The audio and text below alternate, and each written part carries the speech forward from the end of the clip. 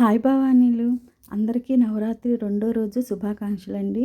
ఈరోజు అమ్మవారు జ్ఞానాన్ని సంపాదించే జ్ఞానశక్తి మన గాయత్రీదేవి అనమాట. అమ్మవారు ఇవాళ ఇంద్రకీలాద్రిలో గాయత్రీదేవిగా మనకి అవతారం ఉంటుంది. ఈరోజైతే నేను మాల రెండో రోజండి.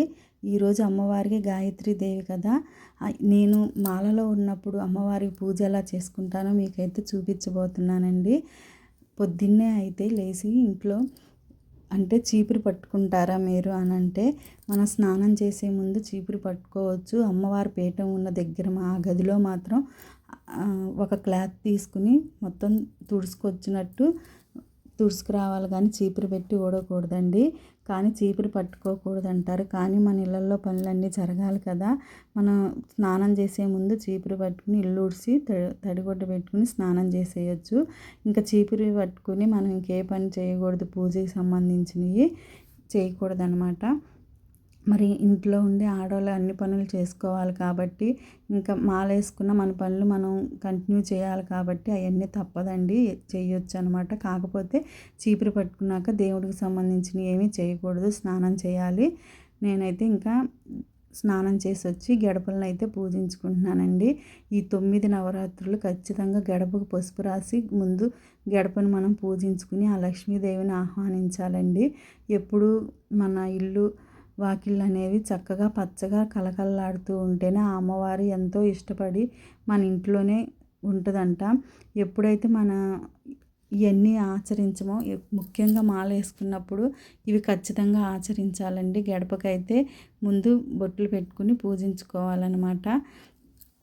నేనైతే స్వస్తిక్ గుర్తుతో ఈరోజు గడపనైతే పూజించుకోవడం జరిగింది, పసుపు కుంకాలతో.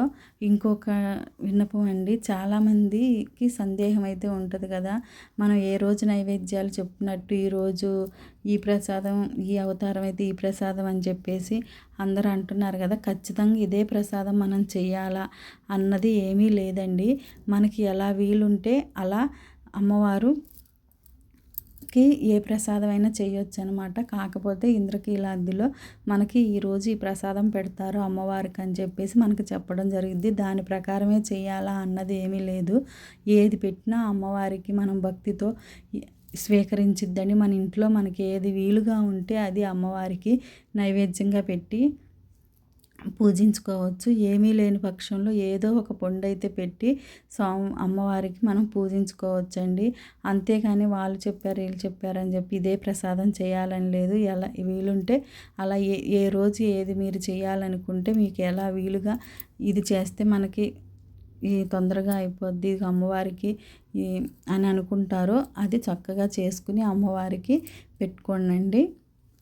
అమ్మవారి ప్రసాదాలు చేసేటప్పుడు ముఖ్యంగా మనం చేయాల్సింది ఏంటంటే, అమ్మవారి ప్రసాదం ఏదైనా సరే మనం ఆ స్మెల్ అనేది పీల్చకూడదనమాట. ఎందుకంటే దాన్ని మనమే స్వీకరించినట్లు అవుతుంది.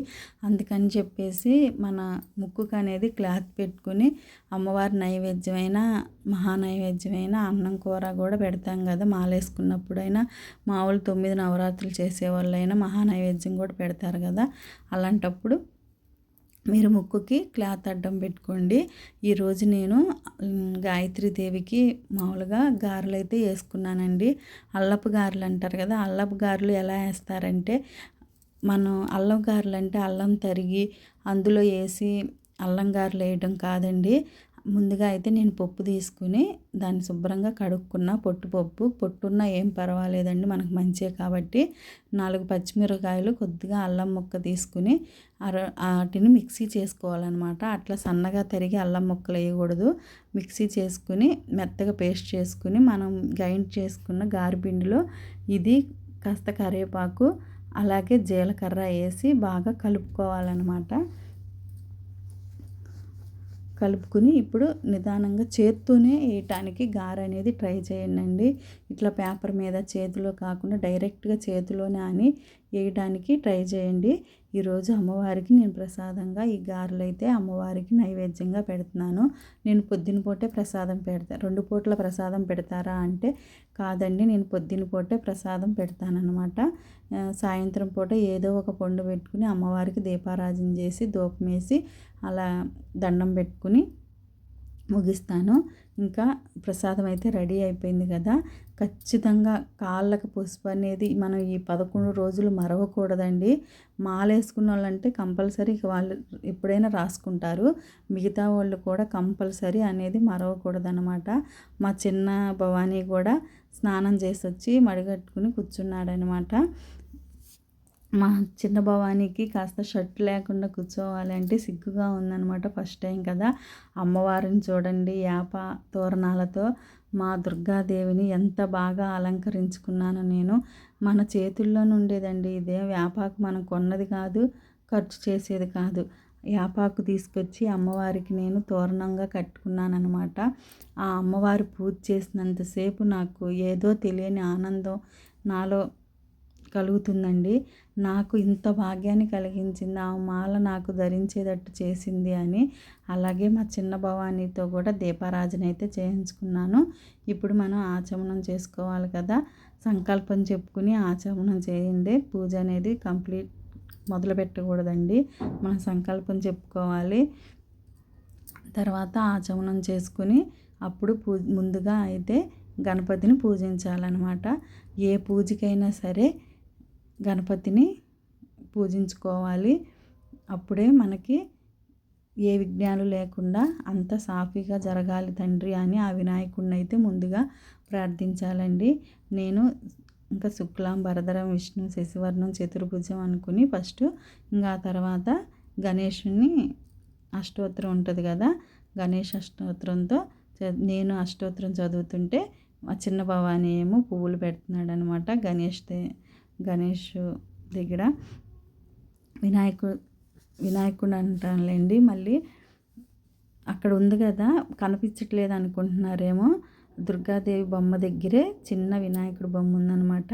తల్లి దగ్గరే బిడ్డ ఉండాలి కదా అన్నట్టుగా ఆ తల్లి దగ్గరే పెట్టాను స్వామిని మాత్రం. మా చిన్న భవాని చాలా బాగా చేస్తున్నాడు పూజ. చక్కగా పొద్దున్నే లెగుస్తున్నాడు, పేచీ పెట్టుకోకుండా చక్కగా స్నానం అయితే చేస్తున్నాడు.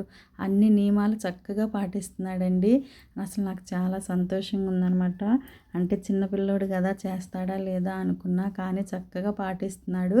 అదిగోండి మా వినాయకుడికి అష్టోత్తరం అయితే పూర్తయిపోయిందనమాట.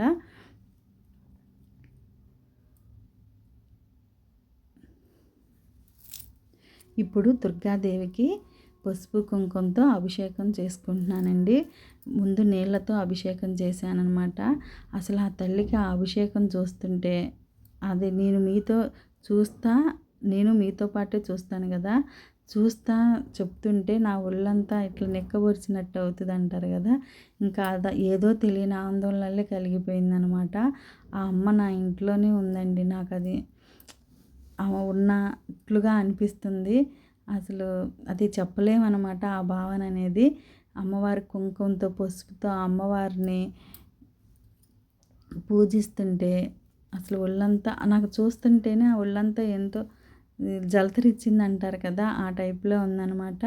ఇంకా అమ్మవారికి అభిషేకం చేసి పసుపు కుంకుమతో అమ్మవారిని అయితే అలంకరణ చేసుకుంటున్నాం అనమాట. మళ్ళీ గంధపు బొట్లు పెట్టి అమ్మవారిని అలంకరణ చేసుకుని ఆ దుర్గాదేవికి ముత్యాల దండ మందార పువ్వులతో ఇంకా గాయత్రీదేవిగా ఆహ్వానించాలి కదా మనం.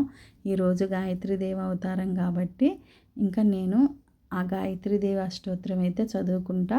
ఒక్కొక్క పువ్వుని నేను చదువుతుంటే మా చిన్న భవాని ఒక్కొక్క పువ్వునైతే పెడుతున్నాడనమాట.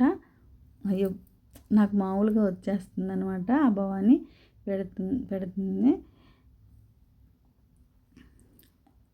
ఇలా అమ్మవారికి అయితే నేను గాయత్రి అష్టోత్తరం అయితే చేసుకున్నానండి. నా వీడియోలు కనుక మీరు స్కిప్ చేయకుండా చూస్తే చివరిదాకా చాలా బాగా వచ్చింది. అమ్మవారి పూజ అయితే అసలు చాలా బాగా జరుగుతుందండి రోజు. ఆ అమ్మ చూడండి అసలు ఎంత కలకల్లాడిపోతుందంటే అంత కలకల్లాడిపోతుందనమాట. ఇంకా ఆ అమ్మవారికి అష్టోత్తరం చేసుకుని గాయత్రి ఏ అవతారం అయితే ఆ అష్టోత్తరాన్ని అయితే నేను చేసుకుంటున్నానండి. మన దగ్గర ఇంకా అష్టోత్తరం లేని పక్షంలో ఇక దుర్గాదేవి అష్టోత్తరం చేసుకుని పూజ అయితే చేసుకోవచ్చు అనమాట. ఇంకా అమ్మవారి అష్టోత్తరం అయితే ఈ విధంగా పూర్తయిపోయింది. లిల్లీ పువ్వులతో అమ్మవారికి ఎంత సువాసన వెదజల్లే పువ్వులతో అమ్మవారికి మనం పూజ చేస్తే ఆ అమ్మవారు అంత కరుణిస్తుంది. అమ్మవారికి అలాంటి పువ్వులు అంటే చాలా ఇష్టం అన్నమాట. అందుకే నేను లిల్లీ పూలు మళ్ళీ శంకు పువ్వులతో అమ్మవారికి అయితే అవి అపరాజిత పుష్పాలు అంటారు కదండి, శంకు పువ్వులు, అవి చాలా విశిష్టమైన పువ్వులు అనమాట. ఆ అమ్మవారికి అయితే నేను పూజించుకోవటం జరిగింది. ఇప్పుడు ఇంకా మనకి పసుపు ముద్దలో అమ్మవారిని అయితే మనం చేసుకున్నాం కదా, ఆ అమ్మవారికి ఏమో నిమ్మకాయలు పసుపు ముద్ద దగ్గర లలితా సహస్రనామం చదువుతా. నేను చదువుతుంటే చిన్న భవాని కుంకుమతో పూజ చేస్తున్నారు. కంపల్సరీ మాల వేసుకున్నప్పుడు రోజు మాల వేసుకున్నా అయిపోయినా ఈ 9 రోజులు ఈ 11 రోజులు మీరు లలితా సహస్రనామం కంపల్సరీగా చదువుకోండి. ఎందుకంటే ఈ 11 రోజులు లలితా సహస్రనామం చదవటం వల్ల మీ ఇంట్లో కూడా అంతా చాలా బాగుండిద్ది అనమాట.